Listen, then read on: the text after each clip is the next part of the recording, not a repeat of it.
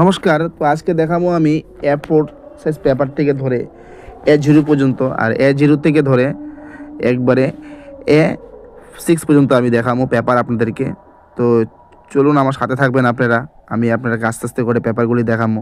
তো আমার কাছে সবগুলি পেপার নেই, আমি A4 সাইজ পেপার দিয়ে সবগুলি A4 সাইজ পেপারগুলিকে বানিয়ে আপনাকে দেখাবো যে কীভাবে কোনটাকে কোন পেপার বলা হয়। তো একটা পেপারের ডাইমেনশন নিলাম। তো একটা পেপারের ডাইমেনশন কত হয় তা আমি আপনাকে বলে দিই যে A4 সাইজ পেপারের ডাইমেনশনটা কত হবে সেটা আমি আপনাদেরকে বলবো।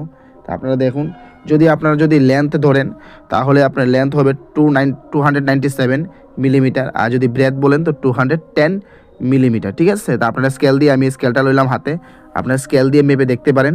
তাহলে যদি দেখেন যে এটার ব্রেথ যদি দেখেন যে 210 মিলিমিটার, আর যদি লেন্থ দেখেন ওটার তো 297 মিলিমিটার একটা পেপারে, তাহলে বুঝে নেবেন যে এটা A4 সাইজ পেপার। ঠিক আছে, তা আপনারা দেখে বুঝে নেবেন এটা হচ্ছে একটা পেপারের ডাইমেনশন।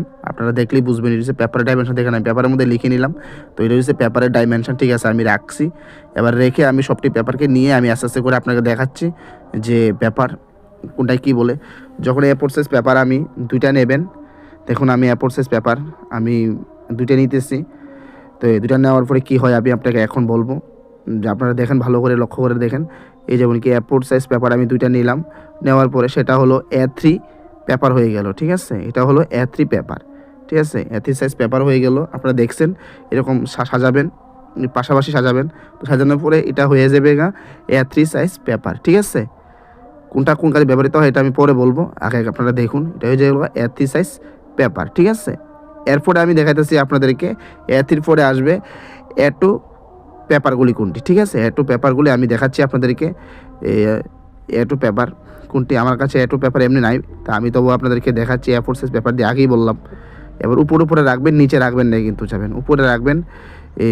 উপরে রাখবেন, তখন উপরে রাখার পরে যেটা ডাইমেনশন হবে সবটা মিলিয়ে এটাই কি বলে আমাদের A2 পেপার। ঠিক আছে, এটা হলো A2 পেপার। ঠিক আছে, এবার এদিকে রাখলাম, রাখার পরে যেটা আসলো সেটা হলো A1 পেপার। এটা হলো A1 পেপার, মনে রাখবেন এটা হলো A1 পেপার। ঠিক আছে, এরপরে যেটা আরেকবার রাখবেন A4 সাইজ পেপার দুইটা, তখন হয়ে যাবে A0 পেপার। ঠিক আছে, তখন হয়ে যাবে A0 পেপার।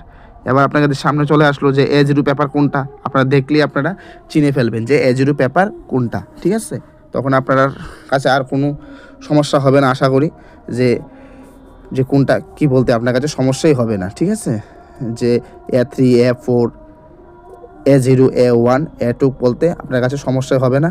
তো আপনারা দেখুন কিভাবে আমি সবটাকে সেট মিলিয়ে নিলাম। আপনারা তো আশা করি দেখছেন যে আমি কিভাবে এটাকে মিলিয়ে নিলাম। ঠিক আছে,